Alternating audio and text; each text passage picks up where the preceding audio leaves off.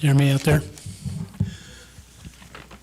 Good evening, folks. For those of you that braved the rain to get here tonight, this will be the candidate forum for District 1 Supervisor. We have our 5 candidates sitting up behind on the dais that will be starting here momentarily. This forum is being sponsored by the Lower Lake Community Action Group, of which I'm president, the Lake County News, and hosted by Clearlake City.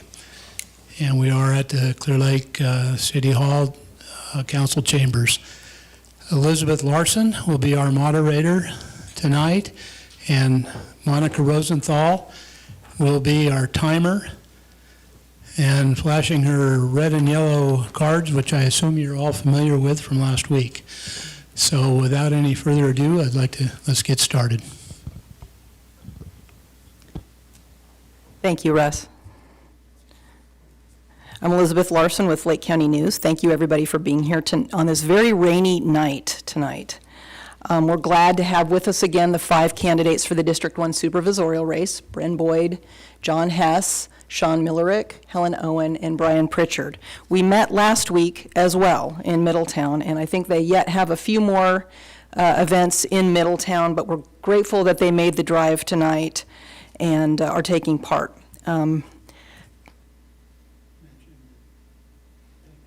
Yes. Thomas DeWalt of PEG will be conducting tonight's recording and live streaming. Once again, he also did that on Thursday, so thank you, Thomas. And just like the math forum, this forum will be available on the PEG YouTube channel, and Lake County News also will post it on our website.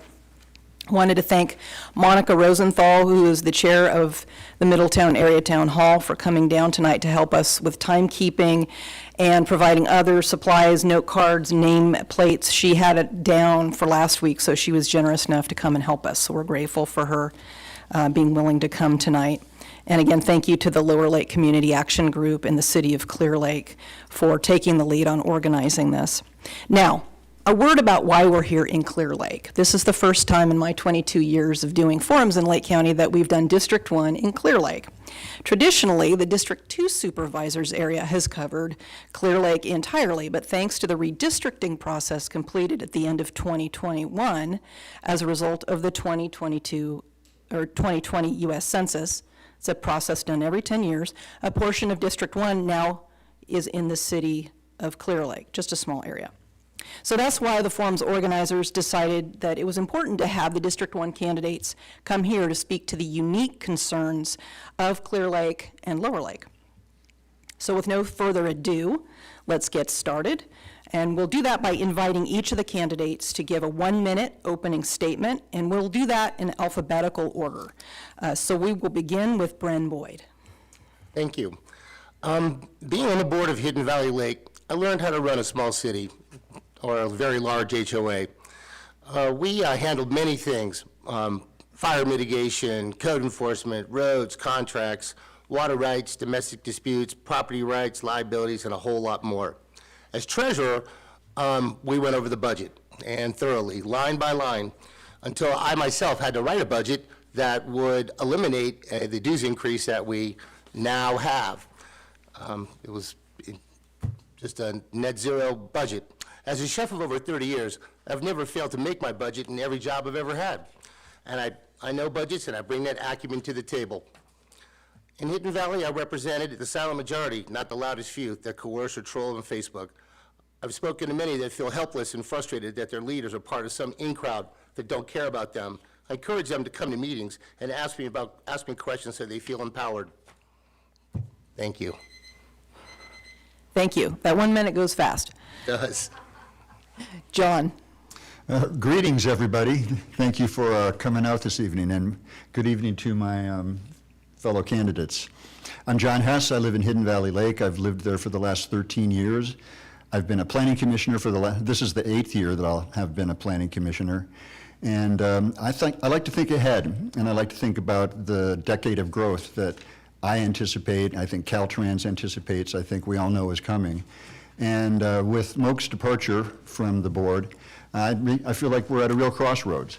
and I think that I can bring my previous government experience to bear on the work of the Lake County government. I know how government works, and I have strong connections to this day with Washington, D.C., where I served as a senior advisor to Senator Boxer, a chief of staff to Congresswoman Jane Harmon from the LA area, and I'm looking forward to discussing more of my agenda this evening. Thank you. Thank you. Sean? Well, good evening. Thank you to everybody for being here. My name is Sean Millerick. I am a small business owner, and I serve as the Vice President of the Community Services District, which serves the community of Hidden Valley Lake. I've been a husband for 16 years, a father of 3 boys, and I have about 18 years of experience within the waterworks industry. I bring a proactive approach to the different issues, particularly infrastructure issues that face our county when it comes to securing bonds. We've had some really good success in that area, and I would like to bring that experience to bear for the rest of our district as well, to go line by line through the budget for fiscal responsibility. Thank you. Thank you. Helen? Hello, I'm Helen Owen, born and raised in Middletown, been there for 5th generation, 6th generation, been there a long time. I think that we need to be looking at the county as a whole, but our South County, I'm feeling like we're not getting quite enough attention. And I know, talking to the Lower Lake area especially, that's an area that I know roads are important, up by the school, that's important, signage. So I think I would keep the whole district in our minds, in mind, and I want to be a partner with our constituents here in Lake County. I want you guys to feel free to come. I know that a lot of people, for me, when you're working a full-time job, it's really difficult to make meetings. But call me on the phone, talk to me, see what needs to be done. I need to hear from you as far as what needs to be done. Some of the things that I want to look at is, I know that I talked to Russ in the past, and allocation of funds had. Thank you. And going forward, if you're in the middle of a sentence, you can go ahead and finish your sentence, so you don't have to stop. I know that kind of gets everybody, that 1 minute. Brian? Hey, good evening. My name is Brian Pritchard. Lived in California now for 11 years. Father of 3 kids, 9, 7, and 4. Currently live in Hidden Valley, and the reason why I decided to run for the Board of Supervisors is to bring more transparency, honesty, and approachability to the board. I'm a firm believer in public safety. I think we need to do a better job at hiring more deputies. I'm a firm believer in fire prevention. We need to be more proactive in our resources instead of reactive. And I look forward to bringing common sense solutions to Lake County. Thank you. Thank you. Okay, so now we transition into the question portion of the forum where candidates will have 2 minutes to answer the questions. And for the candidates, if at any point you want me to repeat a question, please ask, and I'll be happy to state it again, and it won't count against your time. So the order of questioning, so we started with the alphabetical order just for introductions, but we did a name draw to see who will actually start answering the questions, and then from that person we'll rotate through. So the first question will be answered first by Sean. So here's the first question. What do you know about Lower Lake and Clearlake, and about the boundaries for District 1? What do you see are the particular needs for these 2 northern District 1 communities? Yeah, so as far as the boundary, you have a pretty clear boundary of Old Highway 53 running right up here to Lakeshore.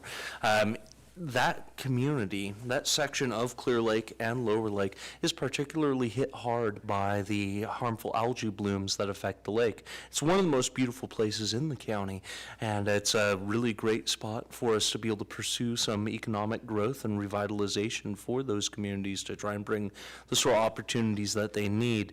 It's especially an interface area between District 1 and District 2. So for me, I look to be able to partner with Bruno Sabatier, the District 2 supervisor, on the issues that face the people who are within that portion of the district to be able to meet their needs.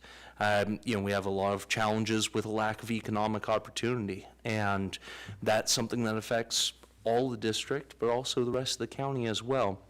We need to pursue the sort of economic opportunities for our constituents that will really bring the sort of jobs that allow them to support their families and really invest in our community. And I think investment in the lake is a key portion of forging our way ahead on those issues. Thank you. Helen? I've been speaking with the first responders. I'm a big advocate of our law enforcement and our first responders, our fire department. And I know that the drug use in this area has been plaguing this area for a long time. And fentanyl has certainly increased it.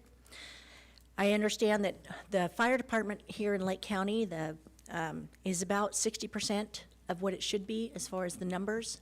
I believe that a lot of them are underpaid and they're understaffed. I would like to see what we could do about that for fire and law enforcement. Those that are taking care of us, I believe we need to take better care of them. I was talking to Willie Cepeda, and one of the programs that I'm really excited that they have implemented is in the high schools. The seniors, they're now going to be offering some EMT classes. And they've been offering some of the fire classes in the Lower Lake High School. And I think right now they're offering them 1 hour a day. They look at increasing that, and over the next 3 years, they'd like that to become the hub. And that's huge. I think that's brilliant. I would like to see more of the law enforcement and some of these other places where we need to step in and do the same. Education for our youth, for prevention programs on the drug and the the drug problems. I would like to see more intervention there and trying to curb it and stop it rather than trying to treat it after it's already happened. Thank you. Brian? That beeping makes me so hungry. District 1, I think, is the perfect microcosm for almost the entire state of California, but also Lake County, right? You have Middletown, you have Hidden Valley, and then you have Lower Lake and Clearlake, 3 very diverse communities with different issues and different things that really affect their daily life. I live in Hidden Valley, so the issues in Hidden Valley are completely different than the ones in Clearlake and Lower Lake. I've candidly spent a lot of time in Lower Lake and Clearlake in these districts as it has changed with redistricting, and had the opportunity to talk to a lot of people in these areas. And very interested to see what their issues are. I mean, some are simple as noise ordinances, and some are as complex as illegal growth, which is a big issue here. Something I would see in this district is using the resources that are provided to you and you have, right? You don't necessarily have to go up the food chain. Look at the Clear Lake City Council and everything they've done. Look at this building we sit in. Look at the roads in Clear Lake. I've had the privilege of meeting with 3 out of 5 of the Clear Lake City Council members.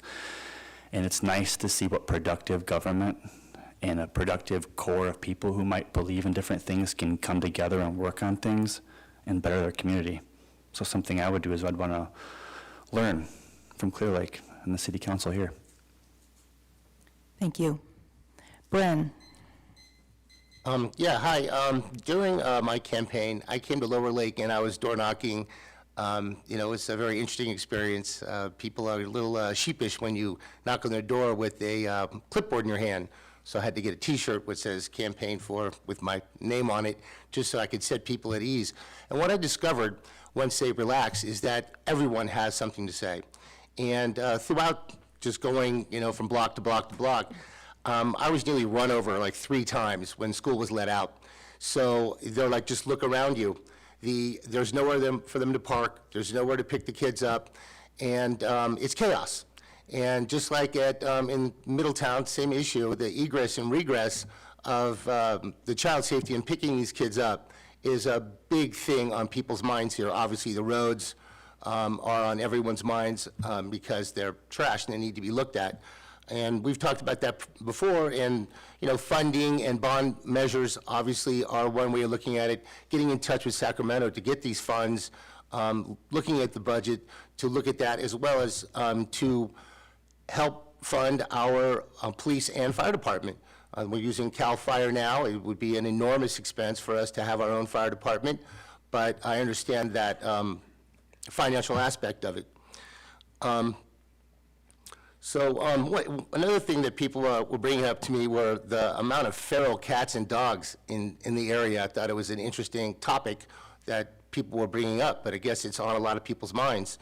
So, fire safety, of course, is on everyone's mind. We're, in an area where there's prone to a lot of fires. And I guess that's it. Thanks. Thank you. John? Yep, boundaries, needs, and Clearlake City Council. The northern part of the district, the southern part of Clearlake, the two precincts involved are Clearlake Village and Clearlake Redbud. And Bren's right in terms of walking neighborhoods now. It's almost like getting phone calls on people's cell phones with area codes you don't recognize. People aren't quite as ready to answer that door or engage in conversation, but ultimately will. Lower Lake is a small community of about 1,200 people, but has a very vibrant main street and community ethic and attitude. One of the biggest problems, or priorities rather, that I would say for Lower Lake is the restoration and retrofit of the historic schoolhouse museum. It's a beautiful piece of real estate, and it deserves more attention. And I know that we've come close in the past to dealing with that, and I hope to talk more about that this evening. The Clearlake City Council is an important component of life in District 1 in as much as we do overlap, and I look forward to working with the council closely as a supervisor on issues that affect those precincts in Clearlake. There's a new apartment complex that was just approved for Clearlake, 80 units, 20 units set aside for people with developmental and intellectual challenges. There's a new transit center that's opening. There's the sulfur mine EPA cleanup involving the Elm Colony as well as Clearlake Oaks. All of those things are important, and all of those things would require a lot of attention from the District 1 supervisor in the future. In Lower Lake, the Lower Lake Action Group has done all kinds of things, from street fairs and the Christmas holidays fair and booths, to maintaining the seminary, to, I just lost my train of thought, I'm sorry, the cemetery, and again, of course, the schoolhouse. Sorry. Thank you. Okay. Question number 2, and we'll start with Helen. The county road network has the worst pavement condition index of any jurisdiction in Lake County and is expected to further drop to a rating of 26 out of 100 by 2032. Now, for context, that rating would put the network in the very poor category. What sustainable revenue measures, not grants, would you support to put the county road network on a path to adequacy? I think looking at the budget and finding out what monies are supposed to be allocated for that area, for the roads, and making sure that they are being allocated in the proper areas. I think we need to do more preventative on the roads. For instance, I believe once you've repaved something, coming in at year 5 and sealing it would make a big difference. If you don't seal it, they're gonna break down within the next, probably by year 8 and year 9, you're gonna start having to do some patching. So those preventative measures can help the longevity of our roads. I'm not sure at this point I think there's gonna be some grants out there that we need to look at getting to be able to do that. I believe there's something like, 300 miles of roads in the county, in South County, that we need to look at. And there's some areas that, because they were not maintained properly, and they did not get the attention, that there's big washouts, and they're actually dangerous. They're not even there in some cases. There used to be a loop on Spruce Grove Extension that is washed out, and you cannot drive through there now. There's areas up, I believe it's Socrates Mine, where there's a big washout now, and those areas do need to be fixed. Thank you. Brian? Roads are obviously a big deal in California, but I actually think it's a great way to support small businesses. Ever since moving to Lake County, I've had to get my tires rotated more, I've had to get my alignment fixed more. I blew one tire, so I love being able to support these local businesses with my car repairs. California has the 4th worst roads in the country, 5th largest economy in the world, and we can't have adequate roads. The question's not about how we can fix those. The question is, what's the problem? California should have all the money in the world, yet we can't fix our roads. Caltrans is a big issue with fixing the roads. The money could be there, but we're also facing a $68 billion deficit in the state of California. So I don't know where the money's going to come from. These are real issues that are going to face us in the next coming year. But I think the key to a lot of the roads in California is asking for help and not taking no for an answer. There are some resources out there available with whether the federal government and the state government, but you got to put up a fight to get things done. So that's my take on the roads. Thank you. Bren? Well, as mentioned at our last forum, I think it was like $300 million to repair all the roads in District 1. That's a lot of money. Where's it going to come from? That is a great question. It's not until you really dig into the budget to find out the disparagements. If there aren't any, that would be wonderful. But if elected, I would use that budget acumen that I have to go line for line, like I mentioned before, because you'd be surprised when you really start drilling deep into the budget where you will find where the disparagement is. So, I mean, that's a lot of money, but California used to have the best roads in the country when we moved here as a child. It was kind of a bragging right, and it's a real shame that we're in a situation that we're in. As far as funding, yeah, you know, that's a good question. Without the grants in this equation, you know, we're not going to talk about tax. We're a poor to moderate income area, and nobody wants that. We should always be able to live within our means. So just finding what's going on with the budget, and that's something you just can't wake up and do. You have to dig deep, you have to ask a lot of questions, and a lot of times I found in Hidden Valley that when you ask a question and you get kind of a non-answer, or they table it and you don't, it doesn't come up again, that's when you know you need to keep asking that question. We may be just doing a lot of Blue Rock for now, but prioritizing the roads, which is what we've done in Hidden Valley, you have to start somewhere. So find the most important roads that you need and work on them, and then go out from there. That's it for me. Thank you. John? Yeah, thanks. The county has a 10-year plan, prioritized plan now for roads, and that was created by the Public Works Department and presented to the board some time ago. And it is about 300 miles or so within the entire county, not just District 1, with a price tag of around $340 million. And I believe that the first couple of years are covered about $10 million each for a total of $20 million. But then it's a question of where the funds are going to come from. I think grants can be included in that answer because there are such grants available, but grants alone won't cover all the costs. Multi-year funding streams are by far the most preferred because they're also predictable, and you can anticipate that when you're budgeting. And that would mean federal appropriations. Caltrans is doing a lot of work in the county, as we all know, and we see right now, but that doesn't address these roads that we're talking about. And Congressman Mike Thompson is going to have to do some heavy lifting for us on a whole variety of topics now that we have two very junior senators in Washington, D.C. And when it comes to seeking funds and being able to fund projects like our roads, it's simply going to have to require working out a program with Congressman Thompson, and hopefully he can secure us some money, and we can continue each year with some predictable funding. Bren mentioned taxes, and that's, of course, a scary word. But at the end of the day, that's something that should probably be on the table, depending on how we do secure funds for the roads. And If that becomes something that's necessary, then all the supervisors will have to work together to persuade their constituents that that is a priority that we should all be comfortable with. I'm not advocating for that right now, but in terms of presenting you a clearer picture, those are the funding options available. Thank you. Sean?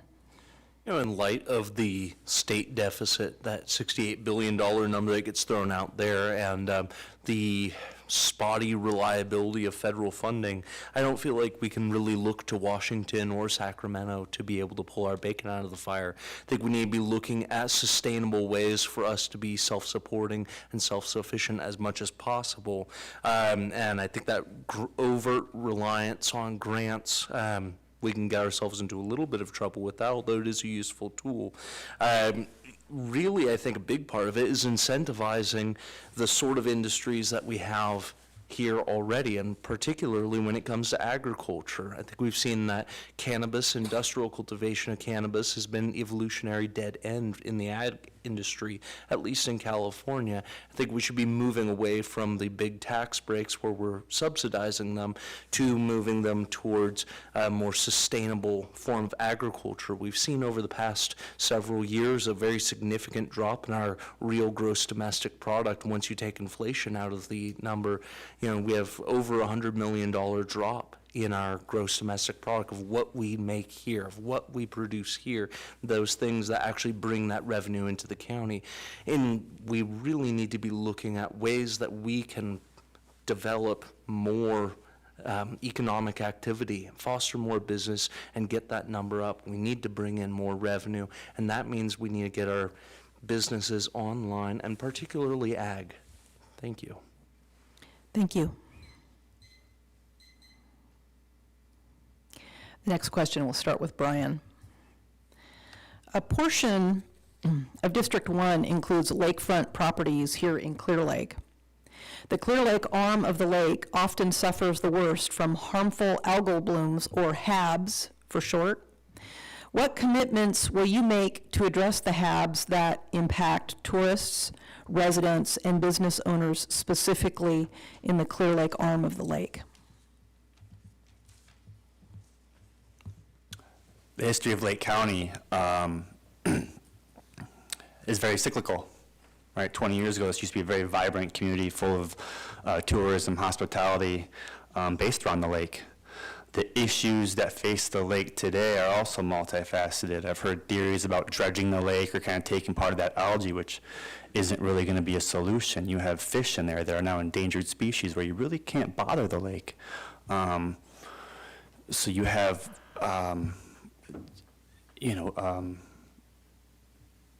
it's a problem that there's not a single solution to. So, thank you. Thank you. Bren? Well, this is something that we've argued about in many board meeting in Hidden Valley, because we have our lake.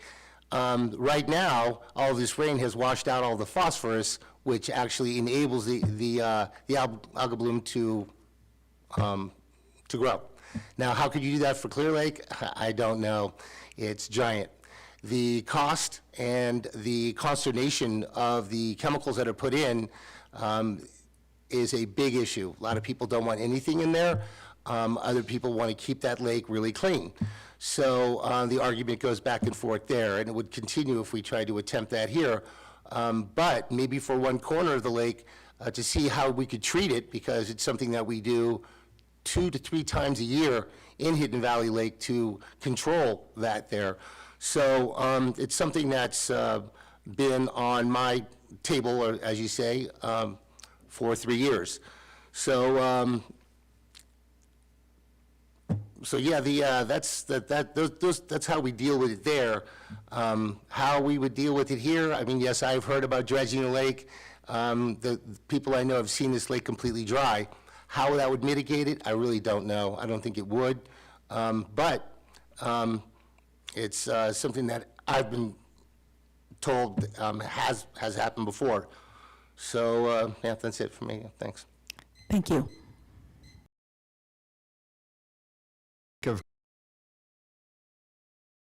And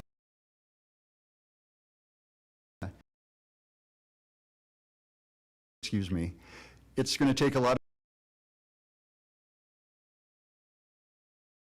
from the northern tributaries in particular, and that means that there's got to be a conversation that includes the agriculture community as we seek for a solution for this. I attended a recent judges' breakfast, and Bruno Sabatier, the District 2 supervisor, in fact, made a fascinating presentation about a company called LG Sonic, which has a tested technology. I believe they operate in 55 countries, he said, that has a way of bringing up the water in the shallower parts of the lake before the algae forms and literally breaking it up and preventing it from those awful blooming clusters. And the supervisor's done a lot of work on that, and he's come up with a budget, and he's talked with this company, and they have a couple of different formulations for these buoy devices that they would place in certain arms of the lake as a beginning of a project. I believe it's Clearlake for the most part, the city of Clearlake for the most part. And I think that's something that should be pursued. I don't know that there's a panacea out there or a permanent solution. It's an ongoing process, as we've learned from the Blue Ribbon Committee and the Committee for the Cleanup of Clearlake, Clerk. And it's got to be done. It's not only our most ancient asset, it's our top tourism attraction. And we need that for bass tournaments, we need it for recreation, we need it for our own use of drinking water. The people that draw water from the lake, I think it might be as much as 60% of the county population are living around the lake, that draw from the lake or have wells that involve that water. They've had to stop using their own water at times when the blooms are the worst. Cyanobacteria is a problem. And I would like to see that pilot project proceed with LG Sonic. Thank you. Sean? Yeah, as you know, John did touch on the LG Sonic approach being one of the recommendations from the Blue Ribbon Committee. I read their final report that had come out in March 2023, and there are multiple solutions in there, and there's no one single solution, but as a whole, those different solutions working together, working along with our agriculture industry, managing runoff, monitoring streams. There are multiple technological solutions to that problem. And I think it's really important that we address that on behalf of the community. It is really, right now, that is currently our big economic engine is tourism. When the blooms were really bad, especially a couple years ago, we had a total blowout in the industry for our hotels, for our resorts, and that's demonstrated in that GDP report. It shows the damage that was done to our local economy. There's a lot of people that rely on it, never mind just the quality of life issue. I think it's absolutely ground zero for economic development within the county for us to get on those projects. And also to pursue public and private partnerships with that. And that was my suggestion to Supervisor Sabatier when he had made his presentation. Afterwards, I'd asked him to reach out to the different wineries, those sorts of resort destination locations. Ask them if they'd be interested in sponsoring additional buoys, if they'd be willing to pursue these solutions or assist with that, because it would directly benefit them as well as the residents of our communities. Thank you. Helen? I concur with what my previous supervisor candidates have said about that.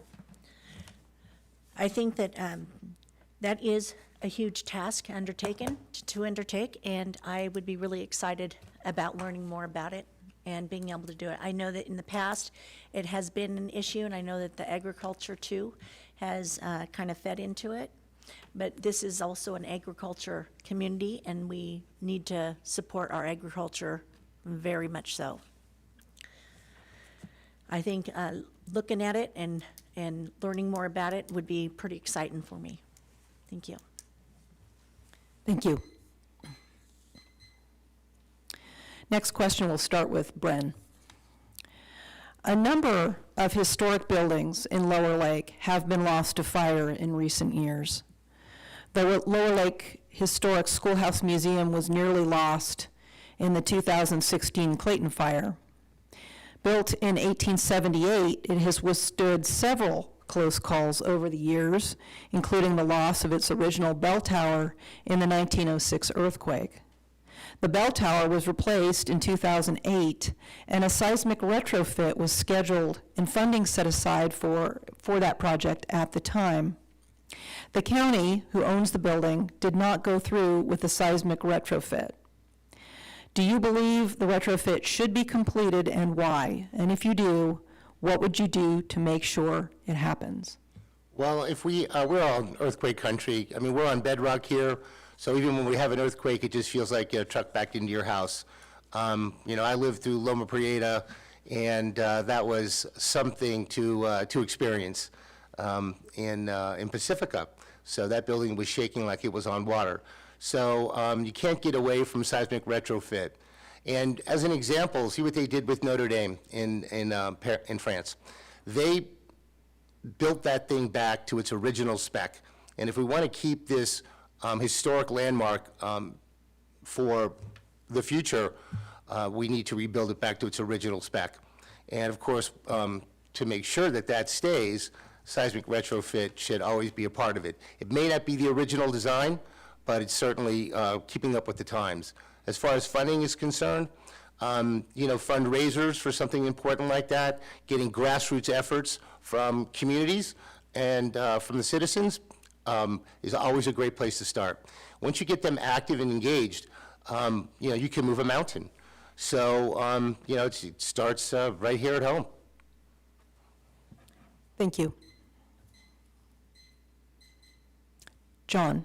Yeah, the Clayton fire was devastating. It also destroyed the Methodist Church in Lower Lake that was built in the 1860s, I believe. And I absolutely support retrofitting and renovating the Historic Schoolhouse Museum. I think it's one of the most interesting buildings and assets in Lower Lake. And I too heard that there was some kind of a plan, or at least a commitment made in 2007, 2008, and I believe that that was discussed with Congressman Thompson at the time. Of course, the big recession hit, and that put a lot of things on the back burner. We were then plagued by the Valley, Clayton, and other fires, and further distracted. But I think it's time to renew that conversation. And again, that can be done a variety of ways. Congressman Thompson, I would hope that he would be interested in the subject again. But there are, that dirty word grants, Elizabeth, there are grants in California, and there are federal monies available too.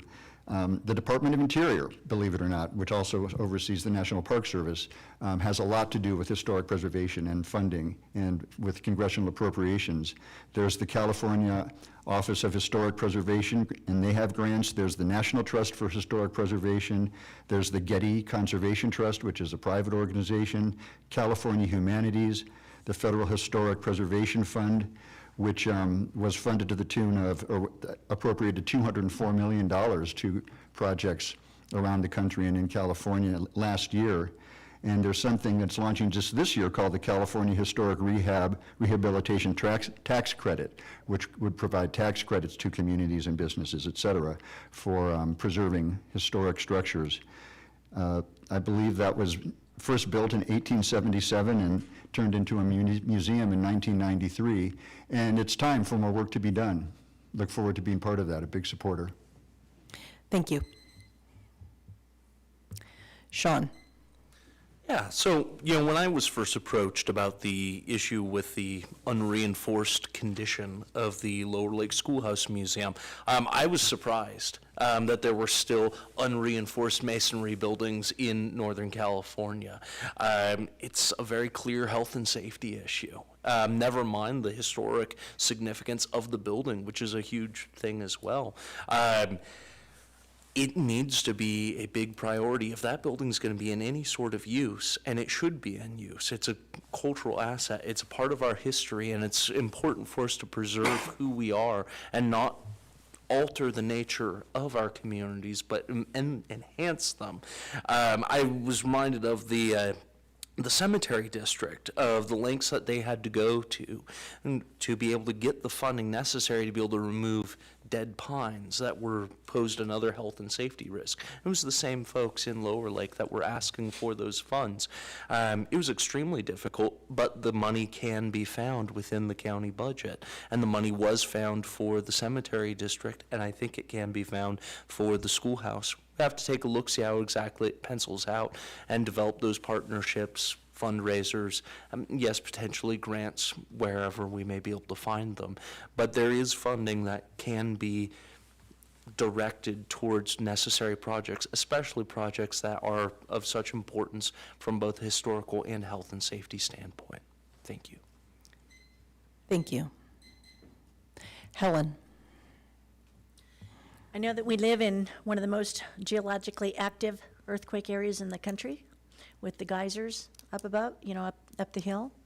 And we seem to not have the earthquakes that they don't affect us like they do down in the Bay Area.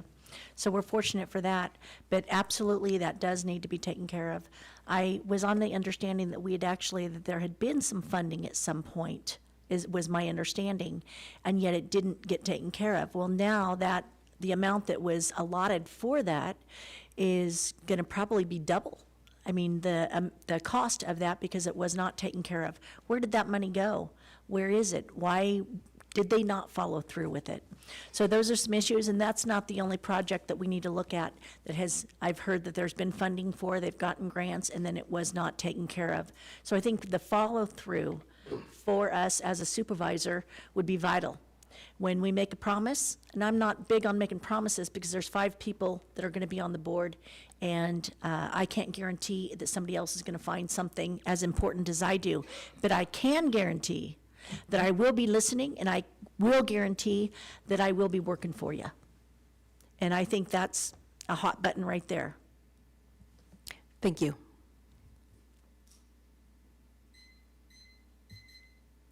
Brian? No. Lake County, 34% of our children are food insecure, which means they don't know where their next meal is coming. We are one of the poorest counties in California. Our roads are crumbling, our schools are decrepit, and we are talking about making buildings better. When can we start talking about what we can do for the people of Lake County, especially our children? That's my entire focus. How can we make the people's life better? How can we make our children's life better?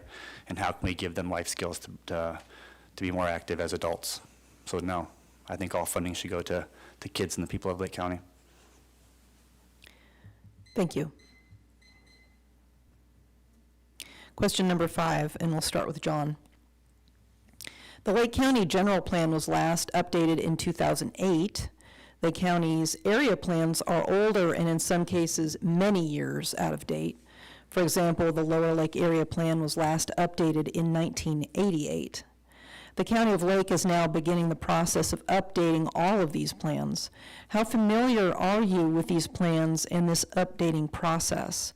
What priorities would you have as supervisor in bringing these plans current and making sure they serve their respective communities in the best ways possible?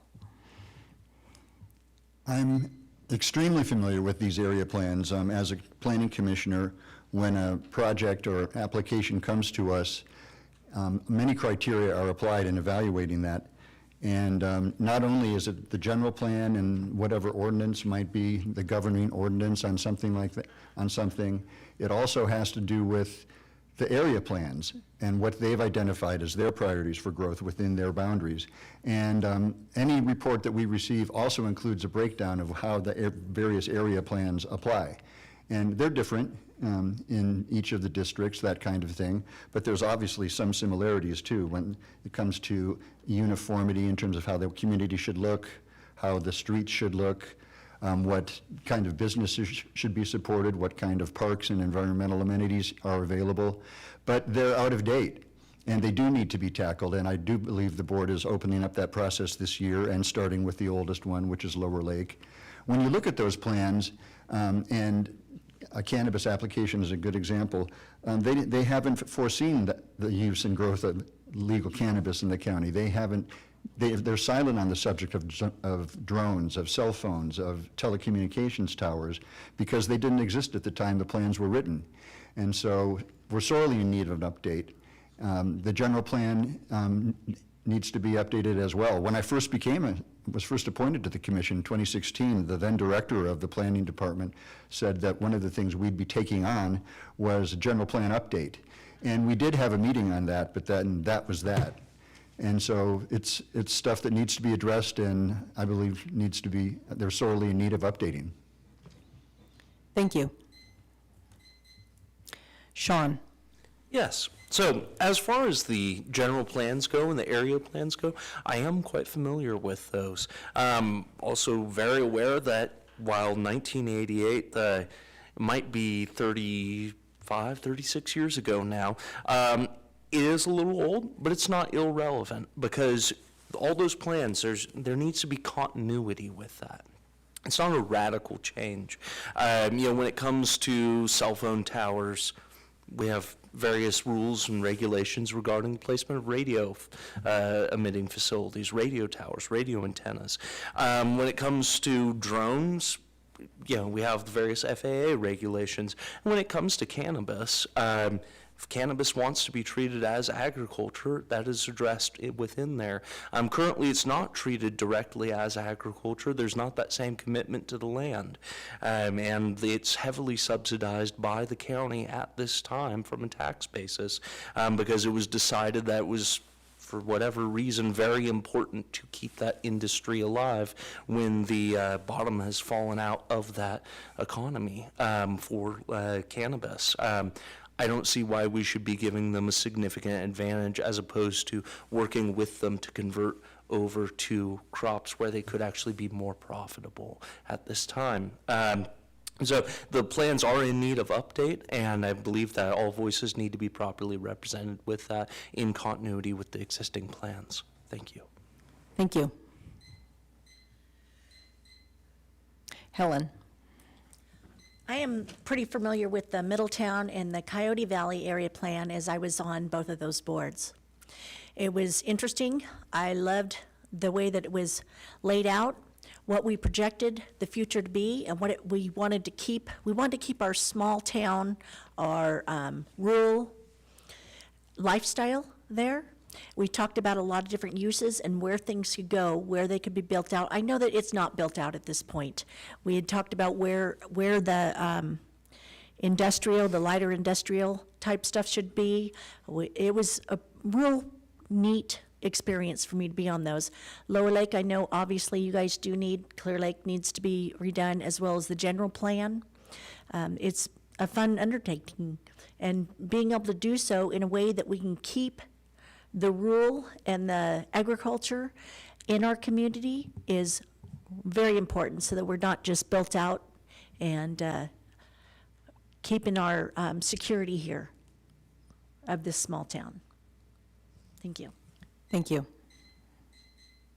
Brian?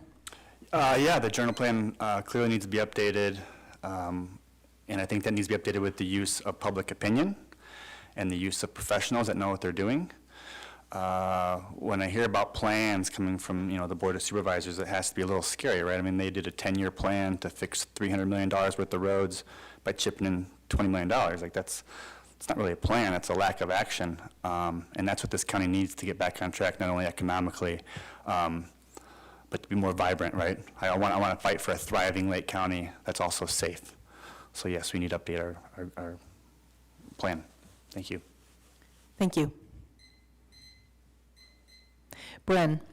When I first started this journey, I was reading the general plan and hundreds of pages deep, and that is one dry read. I'm looking for relevant information, and it's here and there, and you've got to scroll and scroll and scroll. After a couple hundred pages, I wanted to see something relevant, because I was looking for things that are pertinent to what's on everyone's minds, or what we're about. And I read our plan, and it's the same thing. They address things that were probably very important at the time, but absolutely. And as far as solutions on how to do that, that's a great undertaking. Maybe a subcommittee, but certainly prioritizing where we feel the highest need to begin.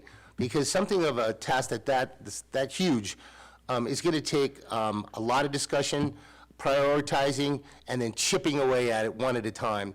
You just have to commit yourself to it. That way, when people like me want to come in and look at the state of affairs, they can actually see current information. And, and I know it's a lot of hard, dry work, and there's a lot of priorities that need to be looked at county-wide and district-wide, but for the overall information health of the county, it certainly needs to be addressed, even if we just, knock it out one thing at a time. Thank you. The next question will start with Sean. What is your vision for supporting and increasing agricultural resources in southern Lake County? It's one of those things when you look around, especially at the sizable area that is District 1, so much of our land goes unused. It's not, we don't graze cattle on it, sheep, goats, especially, those sorts of grazing crops. There's the side benefit of fire protection with that. We don't see much that winds up going on with that, where, when you plant, you plant a tree, you plant pears, you plant, walnuts, you have a 20-year commitment with that ground. Instead, we wind up stepping over, $100 bill to pick up a nickel so often, with annual crops that don't really do much for our local economy. I would like to see that change, and I do know that there are policies that can be pursued within agriculture to assist with with property taxes on different landowners if they utilize portions of those larger plots of land for real sustainable agriculture, growing food. And you can't eat weed, and that's the big problem with a lot of that focus. We need to be looking at what we can do to actually produce things that benefit our community, that help us develop the sorts of jobs that we need in this county. I think ag's a big part of that, and we need to pursue policies that reflect that priority. Thank you. Thank you.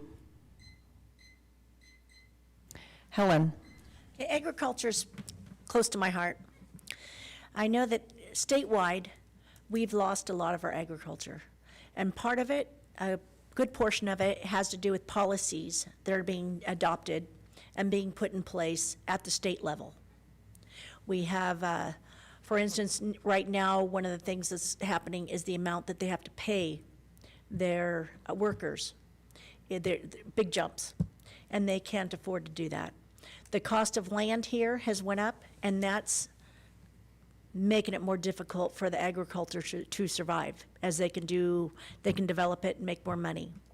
So I think that there's some assistant programs out there, but unfortunately, I wish we could just get back to some basics and let them monitor themselves a little more and let them operate in a way that's more of a free market.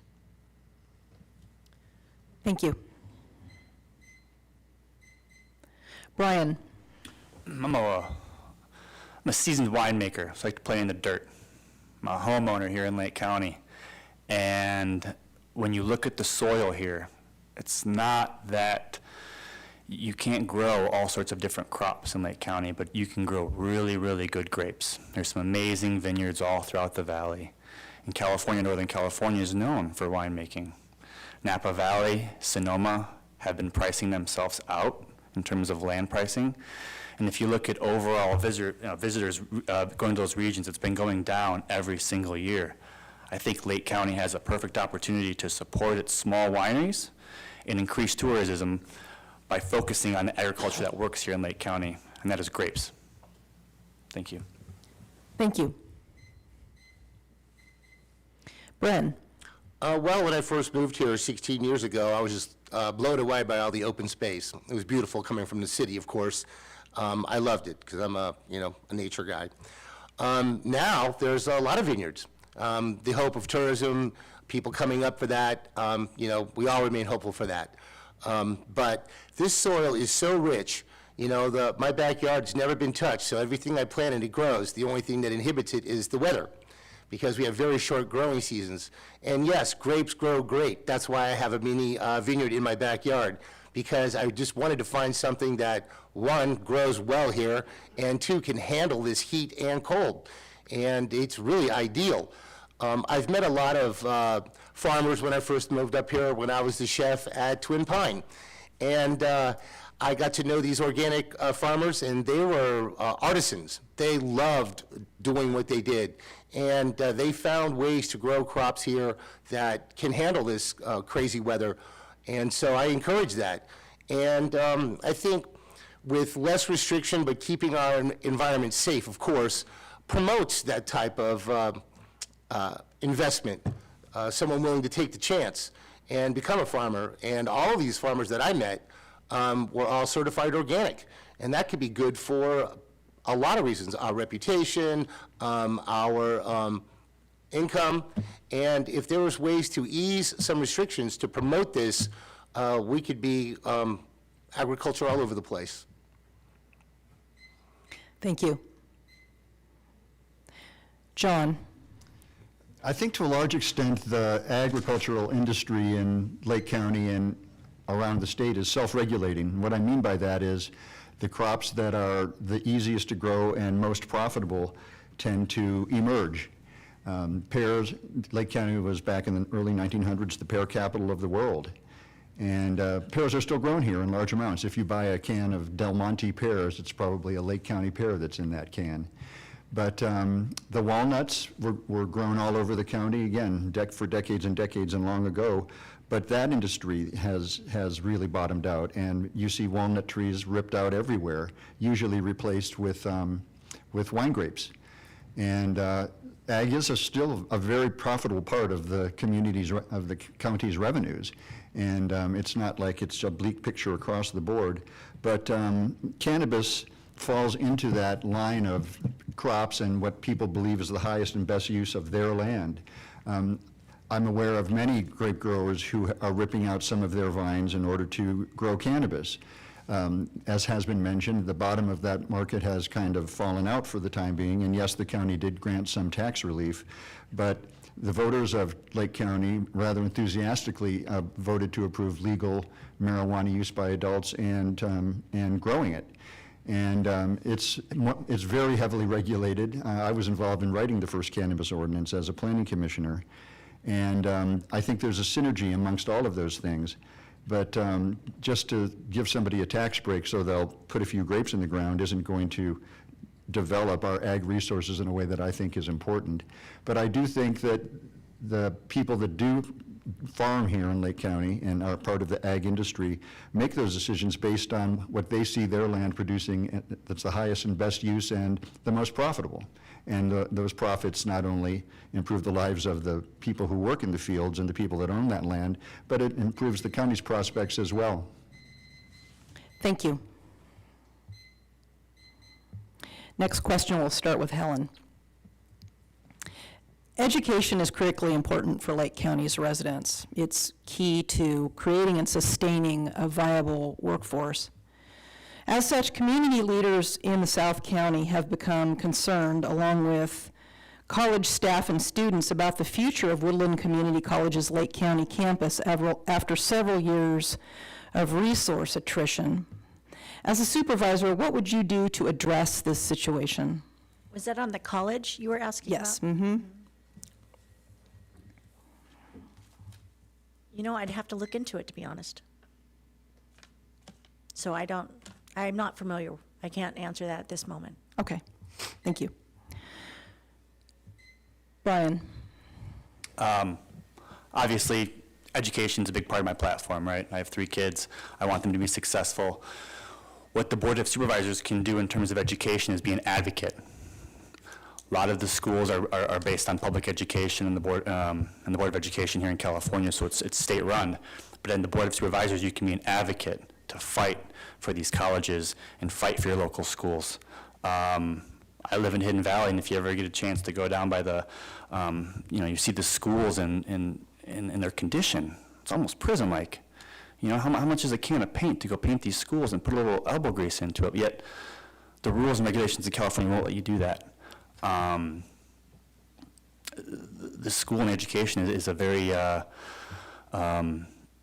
it's kind of scary where education has gone, especially in California, but not only Lake County. And so as in terms of what I can do when elected for the Board of Supervisors is be an advocate for better education throughout the county.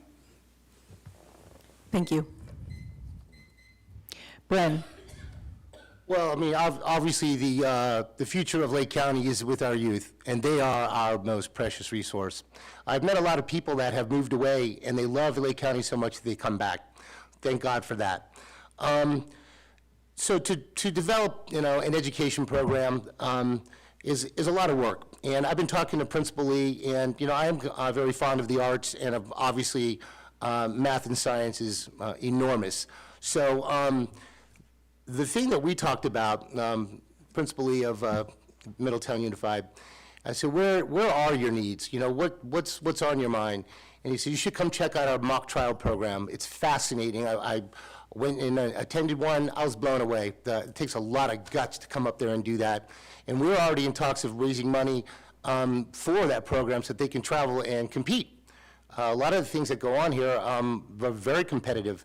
The junior college, they compete with their pastry program. So with that being said, I'm also talking to him about increasing or, how would you say, not funding, but just getting more involved with their culinary program. They've been trying to get that thing launched so they can develop these youth and give them some skills. So maybe it could be just a job to get them through college, or it could be something of a career path like myself. And third is the music program. And being a kind of a part-time musician myself, there are so many people that want to volunteer to teach or to donate instruments. They're like pets. They don't want to sell them. They want to find them a good home. And I have instruments all over my house. And so if you put the energy into it and you get the people involved, then you can develop the youth of our county. Thank you. John? Thank you. I can't claim to know a lot about this subject, but I do know that a lot of the issues surrounding the community college currently have involved administration and leadership issues, and there have been some heated community meetings, and very recently at that. And I don't think it's as much a reflection on the quality of the programs and curriculum that the college has offered that is the problem, as much as stabilizing leadership, stabilizing the administration, restoring some trust on the part of the community in the leadership. And that's a process, and that's going to take some time. But it does sound to me like progress has been made recently. Thank you. Sean?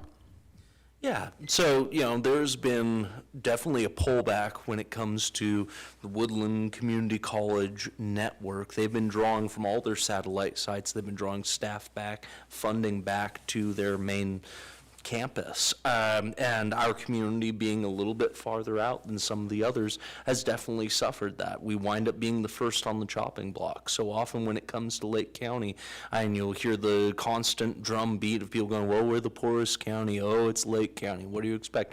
We suffer from low expectations so often, and we need to advocate for the proper attention, the proper priority for our community. We had a really hard time keeping higher education institutions within our county. You look at the Lucerne Castle and that whole issue that's gone on there, where they tried to establish a university. It's been a big problem. When it comes to our K through 12 education, we have really fantastic staff and teachers. Middletown Unified is a wonderful school district. It's really good. We have really great staff, really great test scores across the board. Lower Lake, we have really great staff. We have really dedicated teachers, really passionate folks like Brock Falkenberg at the county level, who takes the issue of education very, very seriously. And it is the future of our community. I feel like we do take that seriously, but we can always give them more tools and advocate for those tools and seek that out and lobby for that where we can. Thank you. Next question, we'll start with Brian. The current District 1 supervisor has made the statement that removal of the Cache Creek Dam would be the most effective method to control the algae problem by flushing Clearlake each year. Do you agree or disagree with this approach, and why? Can you repeat the first part of the question? The current District 1 supervisor has made the statement that removal of the Cache Creek Dam would be the most effective method to control the algae problem by flushing Clearlake each year. Do you agree or disagree with this approach, and why? Simple answer to that is no. We passed a bond called Proposition 1 that was $7.5 billion was supposed to be spent on infrastructure to build water storage in the entire state of California, $7.5 billion. How much of that was actually used to build water storage in the state of California? The answer is zero, right? $0. Seems like we live in a state and a county that, one, wants to sell their water rights to different counties, and two, the answer isn't to take down the dams and flush out the water. We need to stop flushing out the water and save our water, store our water. Our water is expensive, and often we don't have enough water to do simple things like even flush our toilet. These happen to counties just north of us. You know, 5th largest economy in the world, and we still cannot figure out water. How do countries like Dubai and Israel export water in the middle of the desert? California, largest coastline in America, and we cannot figure out water, so the answer is no. Let's leave our water alone. Thank you. Thank you. Bren? Well, like I said before, there has been talk about draining the lake. Even though our water is owned by other counties, so to speak, because they do have the rights, it's also used by many, and it's part of the water supply of many places. And if you read the general plan, you will see where they are and how these water districts are pulling the water from the lake. I don't know how they would pull the water out of an empty lake. Sure, reducing the algal bloom is a really big thing, but it's a balance. You have to strike that balance between the needs of the people and the wants. Something as specific as the algal bloom, you know, we've talked about that earlier. Maybe just treat some of it. There are methods of doing it without draining the lake. You can, we were talking about this in Hidden Valley, of dredging part of our lake. And there's a whole method behind that. There's a curtain so that, you know, certain species and microspecies don't get wiped out. So the health of the lake is preserved, but also it's been dredged. And that, the whole dredging project in Hidden Valley is quite an argument, and it gets pretty contentious. But just examining other ways of dealing with the bloom must be looked at. Thank you. John? Yeah, over the last century, there have been dams built by local agriculture, farmers, et cetera, that have restricted the flow of waters into the lake. And I agree that the dam should come down, and by flushing out the lake, that doesn't mean that we're giving water away or it's just running off to another area. It cleanses the lake, and on an annual basis, that is what I believe the supervisor meant in terms of really addressing the algae bloom, rather than let that water just sit there and not be replenished by water that used to flow into the lake but is now dammed up. And so I think it's a good idea. I think there's probably more of that could be done. It also would have a profound effect on the hitch and its spawning and its access to spawning grounds and streams and tributaries. So I believe it's the right step to take. Thank you. Sean? Yes, you know, so when I'd first heard those statements, I'd heard them in the context of the dam that's related to Dam Road that deals with Clearlake, which is what would obstruct any sort of flush out of the lake. And when it comes to dam removal, I think that is hands down the craziest idea that I've heard in a long time when it comes to any situation in California, especially when it comes to Lake Pillsbury. I've been very vocal in my opposition to that project. I've been very vocal in my support of the Sites Reservoir project as well. well. A friend of mine was very key in lobbying for that to finally get across the line with the governor's office. I don't think we need less dams. I don't think we need to remove dams. I believe that we should be putting in significantly more dams in many more locations around the state. Water shortages in California are merely a failure to plan ahead. We have dry years. We always have. And I think that project of removing any dam within Lake County is something that I would fight fiercely against at every level I possibly could. Thank you. Thank you. Helen? At this moment, I'm going to concur with the gentleman on either side of me, Mr. Sean and Mr. Brian. However, I would actually need to really look into it more and become more educated before I actually took a hard stance one way or the other on it. And, you know, the 2 minutes, for a lot of the people up here, that's maybe not enough time. For me, I just don't talk that much. So that seems like I'm trying to fill it. So, but yeah, I would have to have, I'd have to look into it on both sides of that deeper before I actually took a stance on that. Thank you. Next question, we'll start with Bran. What are you going to do as a supervisor to prepare for the population growth we will be seeing in Lower Lake and Clear Lake in the near future? Well, if I would welcome a population growth, but we need to support it. We need infrastructure, roads, and that coincides with public service. So with growth, there's pain, but with that, there's tax base. Hopefully, there's opportunities for business. And once again, I will beat that drum with government restrictions. I've had contractors, people that want to build stuff, they're stifled by the amount of fees that it takes. That's almost a cost prohibitive. So less restriction to promote growth, housing, infrastructure again. Sure. What would I do to support it? We have to look at all the things that it takes to run a city and how to support growth. Thank you. John? I agree that we need to anticipate the next decade of growth, and I think the top level issue is housing. If people are going to be moving here, they want to make sure that there's a house to live in, and a deficit in housing, which we currently have and have had since before the fires, but even worse since the fires, has to be addressed urgently. And hand in hand with that goes making Lake County more business ready for the 21st century in terms of broadband build out, in terms of having technology in place so that it is attractive to businesses to make a home here and not have to invest in all of that up front. That's something that the county can put in place and make this area much, much more attractive for business. But I think housing is really number one, and that's not just true in Clear Lake and Lower Lake, it's true throughout the entire county. And creating amenities, whether it's satellite businesses or offices that can be based here so that you don't have to go over the mountain for certain services or certain health care, whatever it might be. I think all of those things are important, but I would put housing at the very top. And that means stick-built, that means manufactured housing, whatever it takes.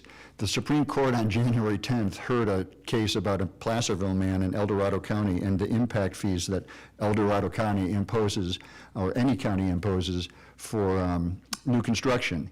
And if the Supreme Court were to side with this Placerville gentleman, that would upend the way this county and other counties do business in terms of impact fees, which are a revenue source, and it would upend our county revenue anticipation and expectations as well. So it's ironic that this case came up just earlier this week, and that it involves California counties and communities. But impact fees are a way that boy, that was a fast 2 minutes. It goes quick. Thank you. Sean?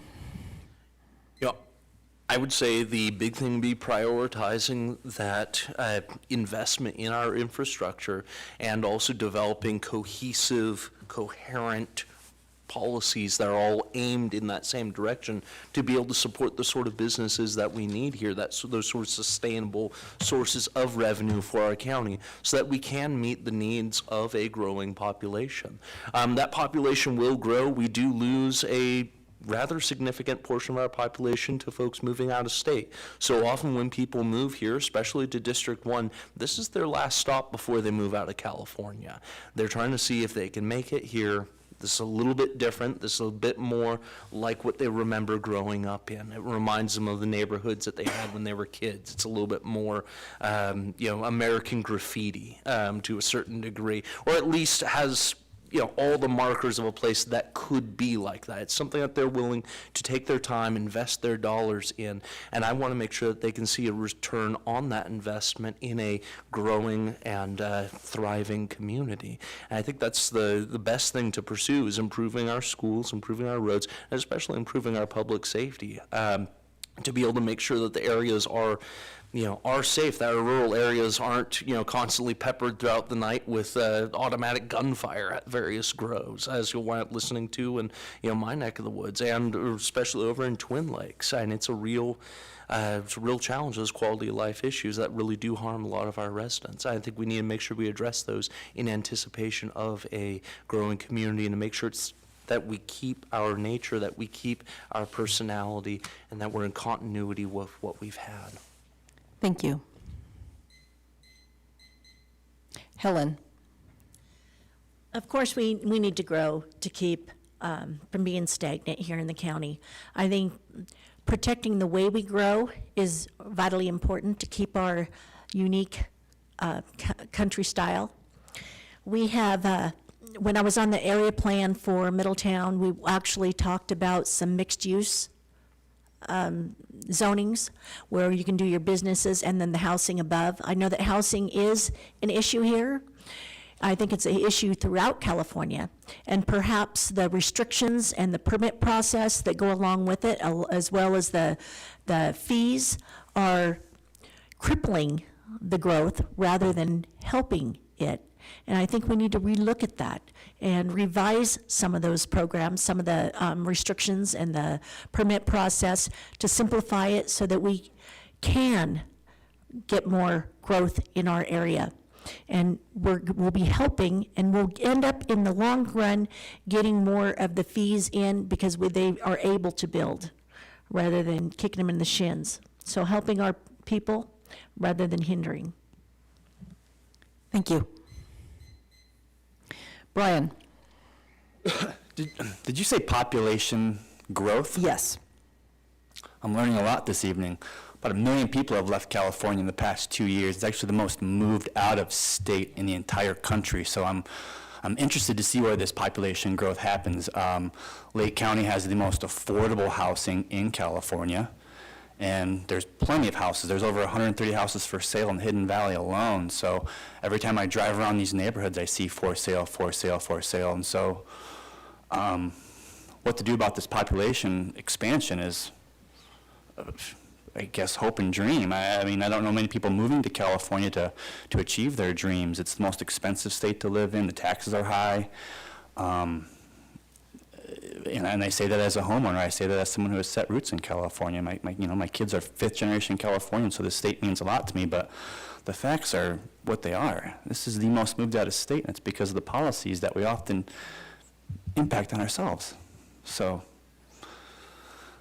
let's see this population explosion. I'm ready. Thank you. Thank you. Next question, we'll start with John. Do you support fire mitigation fees for new construction in the Lower Lake area?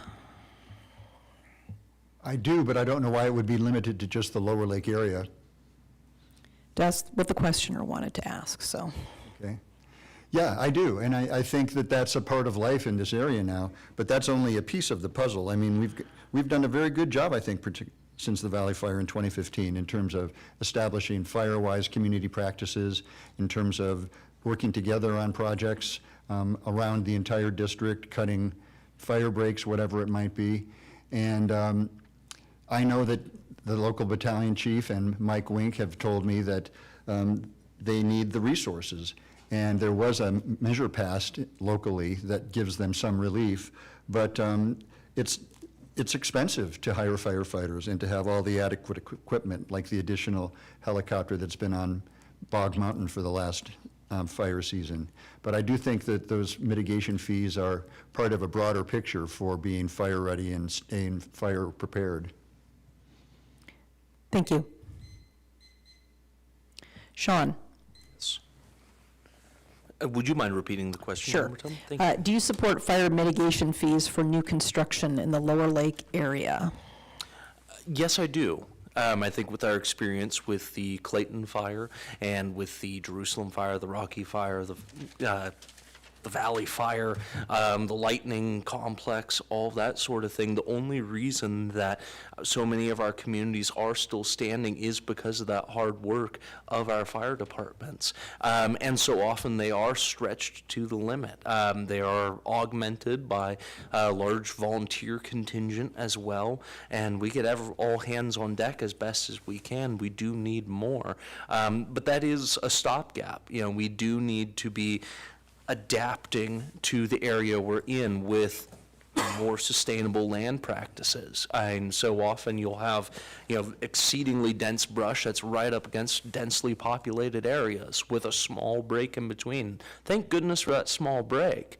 But at the same time, we need to find ways to pursue policies that incentivize those landowners to be able to make the changes needed as in regards to brush, clearing that brush, managing that land properly so that we don't have that same risk, so that we can lower that risk across the board. That's what I'd be looking to do as a supervisor. Thank you. Helen? I'm probably not going to be in favor of any new fees, any new taxes. I feel that we are being taxed hard now as it is. And I think that many of the landowners are, if they're talked to, they can be responsible for their own clearing. I know we are at our place. We've done a lot of clearing at our place. We did lose our home in the Valley Fire, but we were it was the winds that got into our deck. We were cleared around our property, and it still didn't stop it. We had a metal roof. We looked good, block on the bottom, but with the redwood deck and the winds, something caught. So I'm not for adding taxes. We're being hit hard enough. Thank you. Brian? I think we know the answer to this one. No. I mean, any opportunity where I can keep my own money and not give it to the government, I'm all for. I bought a house 2 years ago. First two things I got in mail, one was an assessment, came with nice little envelopes where I had to give more money to Lake County for a bond that was passed. Second was a bill to clear the trees on my property. I only have a 1 acre lot and I live in the middle of Lake, I live Hidden Valley, almost on the lake, and so I don't think my property is a big fire hazard. That being said, Lake County is probably one of the most proactive counties in California in terms of its FireWise program. The Board of Supervisors has done an amazing job in terms of their preparation for future fires, because this county has been hit by repeated fires, and so that is something that Lake County is actually doing a very, very good job at, is their FireWise program and being more proactive in stopping fires. Thank you. Bren? Well, do we want more fees? No. I still will repeat that we need to live within our means. Now, in Hidden Valley, we are FireWise, and we have mitigation programs. There's argument about the chipping program that we have. It's not meant for landscaping your backyard. It's meant for ladder fuel. But how do you know which is which? And that's the conundrum that we're in right now there. There are programs some work kinda for the removal of brush. There are ROP programs. There are prisoner programs, gives them a chance to have a trade, get some space, show good conduct, get out early, and clear this land. We have sheep come and just graze acres and acres of our land. So it's a combination of the community and the government partnership. You can throw money at it if you have it, but just like what's happening right now, we went from 90,000 to 150,000 a year because the chipping program has just gone out of control. But we have a great FireWise program. So you have to kind of scale that back for areas that can't do that. But if you buy land and it is a fire issue, there's got to be some way of mitigating that. So policy, I would think, would be a great place to start with that, as well as partnership. Thank you. Now we're going to move into our final question before closing statements. And we'll start with Sean. And this is generally the type of question you ask at the start of a forum, but now that you've had a chance to listen to each other and go through these questions, this is actually, I think, a great question to end with. What are the qualifications you will bring to the Board of Supervisors? Yes, so as far as qualifications go, I've served on the board of directors for the Community Services District. We have a very sizable budget. We've pursued and acquired, secured numerous bonds to be able to improve the lives of our citizens. I also have additional training in disaster response through the various FEMA programs that are available. That's actually where the majority of my extended education is. Also familiarity with public works projects and water issues. And when it comes to insurance as well, I serve as a director for the Joint Powers Insurance Authority with ACWA, the Association of California Water Agencies. I'm familiar with the challenges that we have around the state, and I'm very familiar with the challenges that we have within the county. I am not afraid to speak my mind, and I have no problem going over a budget line by line and seeing what can be done with that and how we can bring that together in a coherent fashion to go towards a specific goal. If we fail to plan, we plan to fail. And I don't do anything without a plan in hand. Thank you. Thank you. Helen. I think probably my biggest asset is being here for a long time and understanding and knowing our community. I think that's probably my biggest asset that I bring. I am very much for our first responders. Keeping our community safe is huge. So I think that I've worked with the fire departments and different aspects of the county government in the past as far as bringing in animals and rescuing animals during the fires. That's something we've put up and done a lot of. Did a good job on that. I think listening to the people, finding out what they want, communicating, talking directly to our constituents, and actually listening, trying to do what we feel is best for the county is probably our strong suits. Thank you. Thank you. Brian. What characteristics do I bring to the Board of Supervisors? I hope I'm not the first to tell you that, but nobody up here deserves to spend your money more than you do.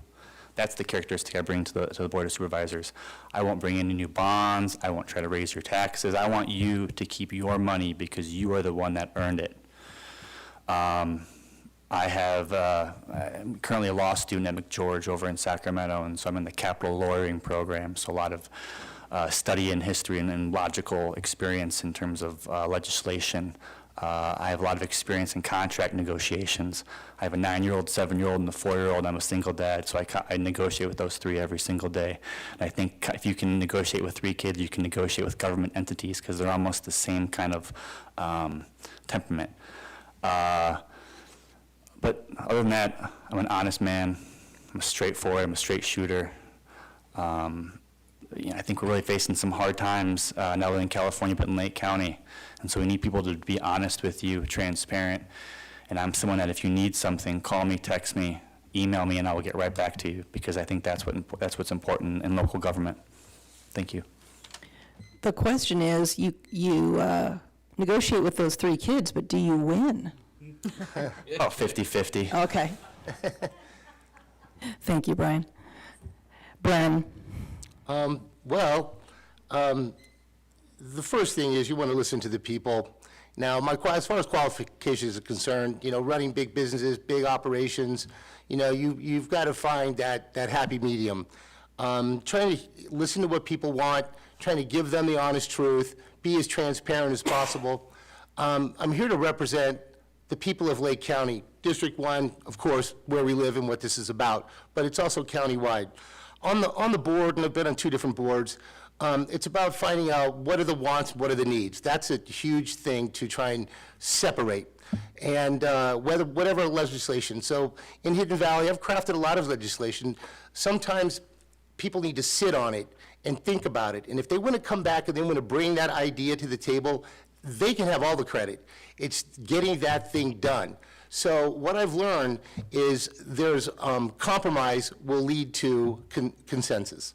So you've got to be able to compromise with your fellow board members and understand, do the people's business, not the few people's business. And so if you want to pass legislation and you want to get good work done, you've got to have a relationship with your fellow board members. And yes, it's going to be contentious sometimes if you're really passionate about things. Other people's priorities may look silly to you, but you want to hear what it is they have to say so that you're more informed. And I've had my opinion flipped many times, and I was steadfast in the way I felt about it. But I'm the devil's advocate. I'm always asking the questions so that maybe they'll shed some light on it. Maybe I will change my mind. Maybe I will shift my position. But I bring that to the table, the ability to talk to people and reach them and find out really, what it is that's on their mind. Thank you. John. In many ways, I think of my entire adult life and my entire career as one of community service. I've worked in government for 24 years, most of that on Capitol Hill in Washington, D.C. And I have a very good sense of how government works at the federal, state, county, and local level. And I don't think government is a dirty word. In fact, what attracted me to work in government was a real interest and a belief that public service is a worthy pursuit. And even in this very divisive and polarized climate, I've never wavered from that belief. And one of the things I did every year in Washington was when county delegations or city delegations would come into Washington to talk about funding, appropriations for anything from infrastructure to disaster relief, I was the guy they met with in Senator Boxer's office, and I was the guy that would coordinate and prioritize those requests with Senator Feinstein's office so that we got the biggest bang for the buck that we could and could distribute it most equitably. So I bring an ethic of community service to the table. I know how county government works. Being a planning commissioner has given me a deep understanding of the challenges, not just District 1 faces, but the county as a whole, and also some real success stories. So I'm eager to bring that experience and that background to the table, to the Board of Supervisors, and I look forward to it. Thank you. Now we're going to move into closing statements. Each of the candidates will have 2 minutes to wrap up. They can speak about anything, really, that they'd like to. This is a time to review any issues you wanted to more fully address from the evening's questions. As you know, some of you noted that 2 minutes could go pretty fast on some of those questions. So we're going to go in reverse alphabetical order, and we'll start with Brian. Cool. What an informative evening for all of us that are here tonight. I've actually learned a lot myself. We're gonna get some buoys to fix the lake. Mike Thompson's gonna get a Superman cape and come save us all, even though he's been in Congress for 40 years. But I'm a practical man. We live in Lake County. I live in a county where I don't have internet. I barely have cell service, right? We've talked about the water issues and the fire issues. Our school ranking, I'll give props to Clearlake. The highest ranking school is Clearlake High. They're ranked 900 out of 2,000. Every other school in Lake County is in the thousands in terms of ranking. We can do better. I believe we can do better, and I'm determined to do better for you. We live in a state that's facing a lot of financial issues because people are moving in droves. Lake County is a beautiful place. When I see that picture right up there, that's what I want people to think of when they think of Lake County, but I don't think that's the message and the image that people are getting. 4 years ago, I was almost in a drive-by shooting up in Nice, I swear to you. Craziest thing I've ever had happen in my life, and the people just act like it was no big deal. Literally, windows getting shot out. I've seen shootings in Clearlake at the festival, drug overdoses, fentanyl, you name it. I want a safe place to raise my kids.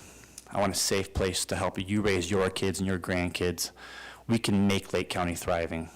We can fix the economic situation here by eliminating some red tape to help small businesses. I'm a small business owner myself, and it's one of the hardest things to do in the state of California. Every year I have to write a check to California just to have a business in California, right? I'm a history major, I studied history. There's been very few times that government's been actually out to help people. I promise you that. My goal as supervisor is to limit the amount of money that the government can take from you so you can keep your own money. I'm the only candidate here that's willing to give their entire salary back to Lake County. Thank you. Helen? First, I'd like to thank the Lower Lake Action Group for putting this together for us tonight. Elizabeth Larson, I'd like to thank you. Russ Kramer, the Lake County News, the Clear Lake City Council for hosting this tonight. Tom DeWatt as well with PEG TV. I'm actually with Brian on a lot of what he said there. I think that we're being overtaxed and overregulated. That's something I'd like to see some of that loosen up a little bit so that we can invest more in our people, our middle class, the working community here in Lake County. By squeezing the necks, so to speak, on the people that are trying to build, that are trying to make a living here, it makes it difficult for Lake County to thrive. I know in particular, there's a friend of mine up in Anderson Springs, and they bought a piece of property next door to them so that their kids are wanting to rodeo. They're not able to put in a barn for their horses without first putting in a house, another house. They have a house. It was Wayne Jackson's old house. And they cannot put in a barn for their horses so that their kids can rodeo because of the way that the rules are written right now in Lake County. Now, that's plumb silly. I think it's hard for people to get through the permit process. That's something I'd like to loosen up. And I think when the economy picks up, it's going to be because we're allowing it to pick up. I think we're kind of strangling it right now, and I'd like to see that stop. Thank you. Thank you. Sean? Yeah, well, I want to say thank you to everybody who came out tonight, braved the cold, the rain, and the dark, and also to everybody who's worked so hard to put on both this forum and the other forum and forums to come, and as well as my fellow candidates for showing up. One of the questions that winds up coming up, people ask me of what is the role of a supervisor? What's the job? And I think it's really important to reiterate this. I went reiterating this with my board at the Community Services District. The role of the supervisor is to represent the interests of the people. That's interests of the people overseeing county government, public works agencies, different public agencies, interacting with business interests, developers, agriculture, and also the tribal entities as well. We got to look for common ground. As much as those interests overlap, we've got good common ground and we can work towards a common goal. When the interests collide, we need to work to resolve those issues, but we always need to come down with a bias towards the interests of the people who live here now. Not special interests, not party interests. I'm nonpartisan, so I stay out of the Washington and Sacramento nonsense. I really think a lot of that's for the birds. I'm concerned with the issues that affect our folks here and now, and I would like to improve our reputation and be able to see our businesses grow and be a real benefit to our community. I think there's no reason that this can't be one of the premier locations in California. I honestly believe that. If I didn't believe that, I wouldn't be running for the job, and it is a full-time job, and I expect to bring a full-time commitment to the people to make sure they do get their money's worth. Thank you. John? Well, it's clear tonight, as it was at the math forum a couple of nights ago, that not everybody up here is a fan of government or has a lot of faith or trust in government. And I do. I don't see how we could function without government in our lives. And in fact, in order to survive as a county, we do have to have those relationships with the governor's office, which the supervisor currently in this District 1 seat has done a very good job of. We do need to have relationships with Mike Thompson and help in getting these many priorities taken care of. And that's just a reality. The entire Lake County population is 1/3 the population of Santa Rosa's. And the notion that we can generate revenues alone here in our county to address all of these issues, like the roads, like the housing deficit, like the problems agriculture is encountering right now, is simply unrealistic. We have to be creative. We have to form partnerships, and that's what I've done my entire career. And to the extent that we want to follow the will and the wishes of our constituents, which we do, we don't just rubber stamp things. We have to think critically and sometimes take positions that are not hugely popular, but in the long run are the right thing to do. That's called leading. It's not just a question of being a mirror reflecting the community, because sometimes there are too many issues to resolve, by one person. And so we've got to remain united with our colleagues in Washington, in Sacramento, and locally. I think Lake County is a wonderful place, and I've heard some comments tonight that frankly have shocked me a little bit. I feel safe. I think the Middletown Unified School District is an outstanding school district, and I think life has never been tougher for teachers before. Monica, I think you're speeding up that time on my...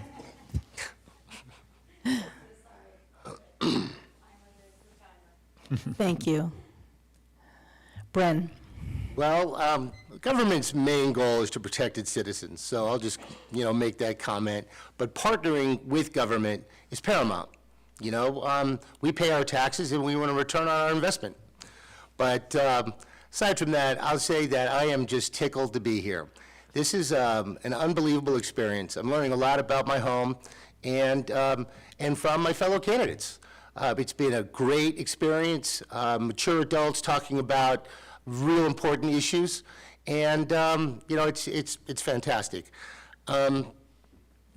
We have folks here that some are challenged financially, but they deserve the same break that everyone gets. And to promote growth and prosperity, perhaps with less government involvement, restrictions, fees, will help that. And we've covered that, and I've talked about it a couple times tonight, and I still believe it. So, I'm just glad to be here. Thank you. Well, thank you to everybody who helped tonight, Monica Rosenthal and Tom DeWalt and Peg, City of Clearlake, Lower Lake Community Action Group. Most of all, thank you to all 5 of you for coming. I'm grateful that each of you are willing to run at this time in history for local office. I think local offices are where we have our most direct impact on our lives, and so it's important that we have good candidates who step up and are willing to take on the job. And I realize that for all of you, there's a lot of personal cost and family commitments to be considered. So again, thank you, and I wish all of you the very best in the coming election. And my hope is that good things come out of it for all of you, whatever the result of the election itself. Russ? Thank you.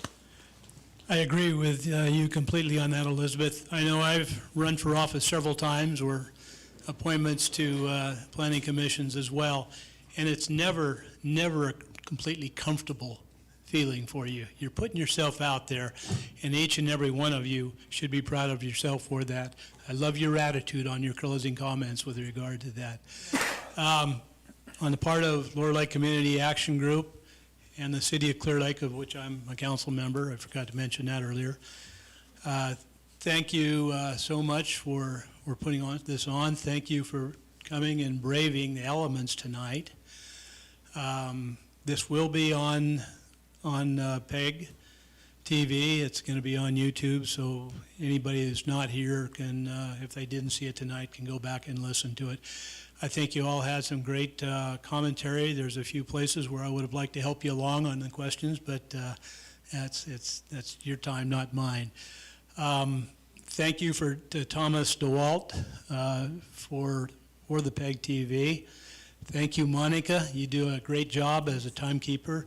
I don't know if you were speeding Two, I that had up. too much. So, one last commercial from Lower Lake Community Action Group. We have our spaghetti feed on Friday night, and I would invite each and every one of you, and you too, Moke, since you're a member of the action group, to come. It'll be, I think it'll be a great dinner, and we have our installation of officers that night. So that's all I have. Thank you so much again. Thanks, Russ. Thank you, everybody.